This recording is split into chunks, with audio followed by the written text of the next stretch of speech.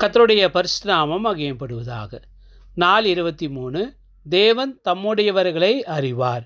2 தீமோத்தேயு 2 அதிகாரம் 19 ஆகிலும் தேவனுடைய உறுதியான அஸ்திபாரம் நிலைத்திருக்கிறது. கர்த்தர் தம்முடையவர்களை அறிவார் என்பதும், கிறிஸ்துவின் நாமத்தை சொல்லுகிற எவனும் அநியாயத்தை விட்டு விலக கடவன் என்பதும் அதற்கு முத்திரையாயிருக்கிறது. தேவன் தம்முடையவர்களை அறிவார், தேவன் தம்முடையவர்களை அறிவார் என்று விசுவாசத்தோடு இந்த நாள் முழுவதும் சொல்லுவோம். நீங்கள் தேவனுக்கு சொந்தமானவர்கள் என்பதை நினைவில் கொள்ளுங்கள். உங்கள் எண்ணங்கள், வார்த்தைகள், செயல்கள் அனைத்தும் அவருக்கு மகிமை தரும் வகையில் இருக்கட்டும். ஜெபம். அன்புள்ள தேவனே, நான் உமக்கு சொந்தமானவன் என்பதை உணர்ந்து வாழ உதவி செய்யும். என் வாழ்க்கையை சுத்தப்படுத்தி பாவத்தை விட்டு விலக்கி உமது பாதையில் நடக்க கிருபை தாரும். இயேசுவின் நாமத்தில் ஜெபிக்கிறேன் நல்ல பிதாவே.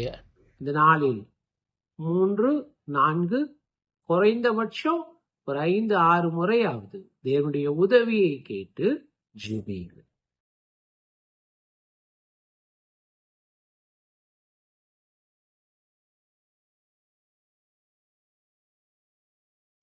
இந்த நாளிலே மது அருந்துதல் என்ற பாவத்தை குறித்ததான வேதவசங்களை ஆராய்ந்து பார்ப்போம். எபேசியர் 5:18 துன்மார்க்கத்திற்கு ஏதுவான மதுபான வெறி கொள்ளாமல் ஆவியிலே நிறைந்து என்று எழுதியிருக்கிறதே. நமது ஆண்டவர் சொன்னது போல நாம் சொல்வோம். இந்த வசனத்தை மனப்பாடம் செய்யுங்கள். இந்த வசனத்தை இன்று பலமுறை சொல்லி பாருங்கள். இந்த வசனத்தை உங்கள் கையால் ஒரு முறை எழுதுங்கள். பாவத்தின் சோதனை வரும்பொழுதெல்லாம் வேதாகம வசனத்தை சத்தமாக மேற்கோள் காட்டுங்கள். வேதம் அந்த பாவத்தை குறித்து என்னவெல்லாம் சொல்லுகிறதோ அதுக்குரிய வேத வசனங்களை இங்கே கொடுத்திருக்கிறோம். நீங்கள் அதை படித்து பயன்பெறுங்கள்.